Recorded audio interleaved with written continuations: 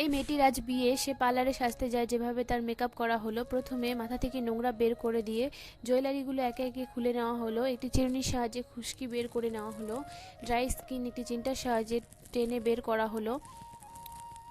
Dry skin বের করা হয়ে গেলে সেই ক্ষতস্থানে একটি দামি ওষুধ অ্যাপ্লাই করে দেওয়া হলো, ঠোঁট ক্লিন করে নেওয়া হলো, মুখে একটি ফেস প্যাক ভালোভাবে অ্যাপ্লাই করে দিয়ে কিছুক্ষণের জন্য মাসাজ করে রেখে টিস্যু দিয়ে ভালোভাবে মুছে নিল।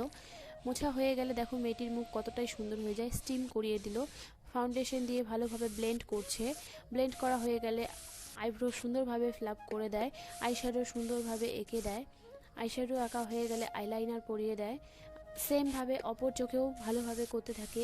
এই চোখ যতক্ষণ মেকআপ করছে। আমার ভিডিও ভালো লেগে থাকলে অবশ্যই একটি লাইক এবং সাবস্ক্রাইব করবে। আইল্যাশ ভালোভাবে পরিয়ে দেয়।